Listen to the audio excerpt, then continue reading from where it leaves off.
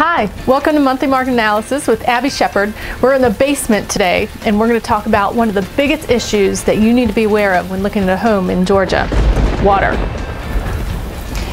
Mold, termites, settling, all these factors are caused because of an increased amount of water being held within a property. So what we're looking at here is a standard procedure that's been done to collect the water in a basement and pump it out through this sump pump. You'll notice a French drain, this silver system here, the freshly cut concrete, which comes all the way around the interior walls as well. And that was cut in order to put in a drain and some gravel, and again, to capture the water that's coming into the house, pumping it back out.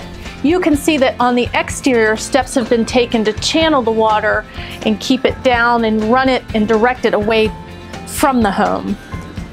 Dehumidifiers, of course, that gives you a clue, but again, it's the middle of the summer. If you don't have a dehumidifier in your basement, you probably have a mold breeding scenario. We're looking at an old home, but don't be afraid. It's been kept up over time, and some of the coolest features can be found in old homes. In addition, check this out, this old boiler.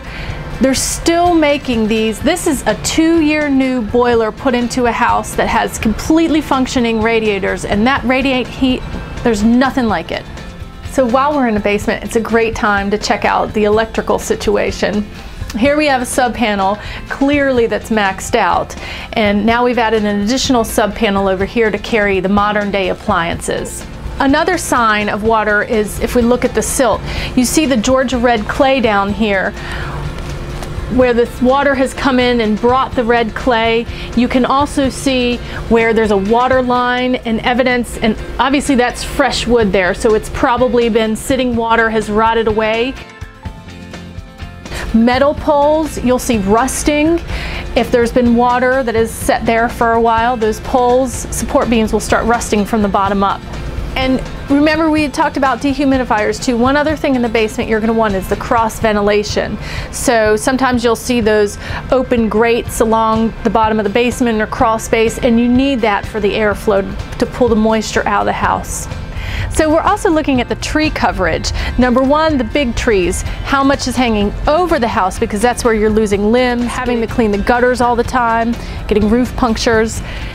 The water, when it hits the roof and it's coming down into the gutters, how is it flowing down from the gutters through the downspouts into the ground, and is that then being taken away from the house as well?